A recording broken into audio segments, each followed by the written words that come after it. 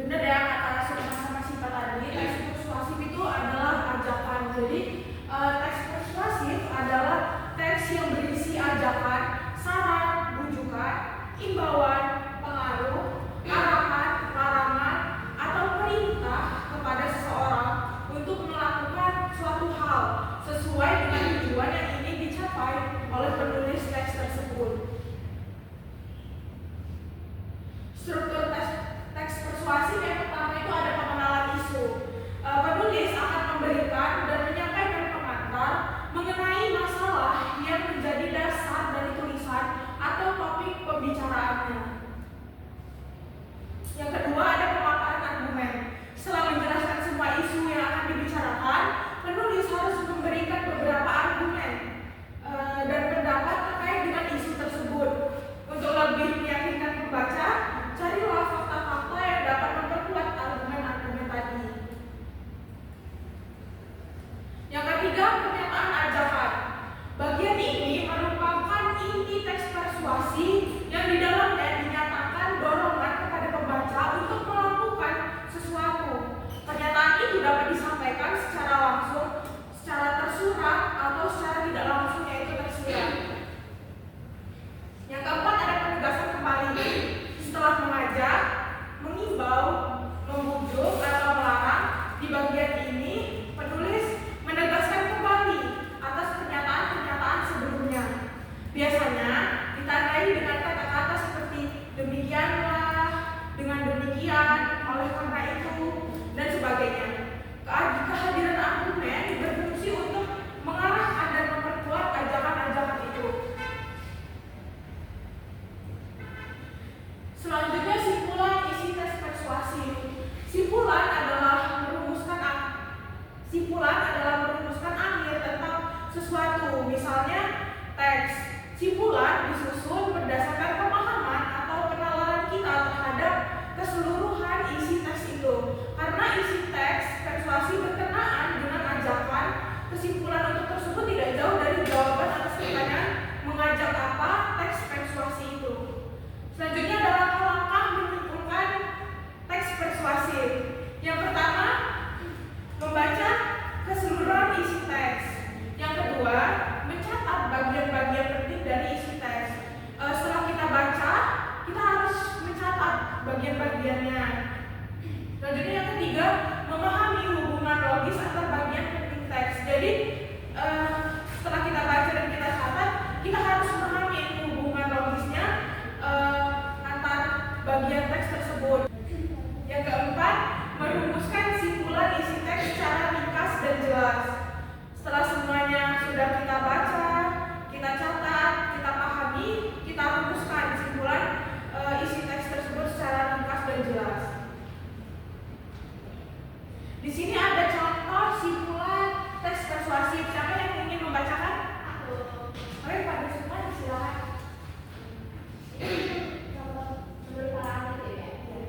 Menurut para ahli kesehatan, hal umum yang menyebabkan orang mengalami gangguan pencernaan antara lain pola makan tidak teratur dan sering terlambat makan. Mereka pun kurang mengkonsumsi sayur dan buah, juga kurang memperhatikan gizi makanan. Salah satu upaya menjaga saluran pencernaan agar tetap sehat, makanlah dengan pola makan sehat dan seimbang. Simpulan, teks tersebut berisi rujukan kepada para pembaca untuk membiasakan pola makan sehat dan seimbang. Kita dapat membuat simpulan tentang cuplikan teks tersebut agar kita tidak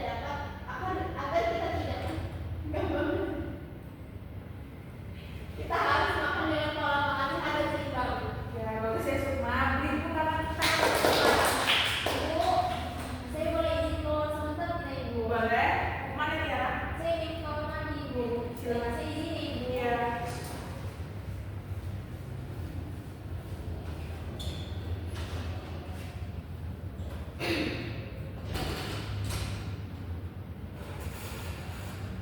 Itu tadi contoh yang pertama ya. Ini ada contoh kedua. Siapa lagi yang ingin membacakan selain Sukma?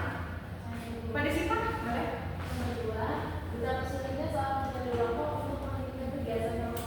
Berapa mahal harga rokok tidak dapat menghentikan mereka. Misalnya, di Malaysia, 20 batang rokok dapat setara dengan 5%. Pendapatan buruh kasar di Shanghai, China, petani dan perokok menghabiskan uang untuk membeli rokok lebih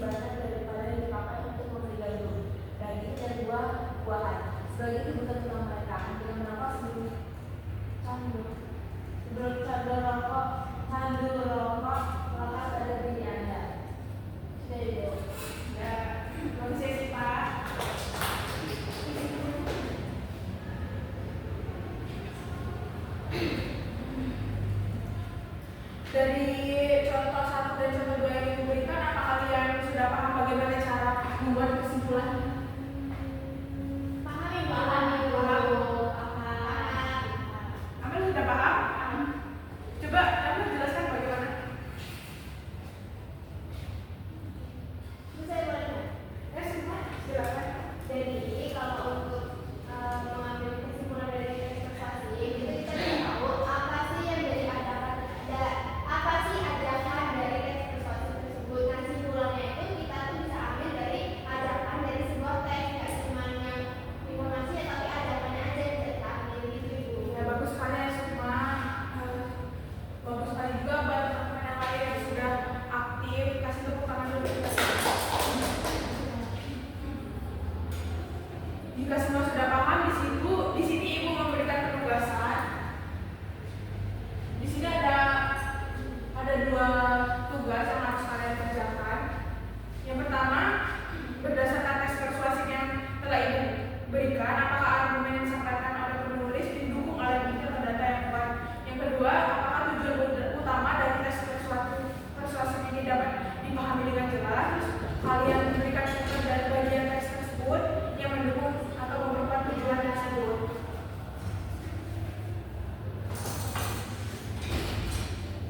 Ibu, maaf dari mana? Dari UKS Ibu. Ya, dari kasih. Udah paham belum penugasan yang Ibu berikan tadi? Paham Ibu.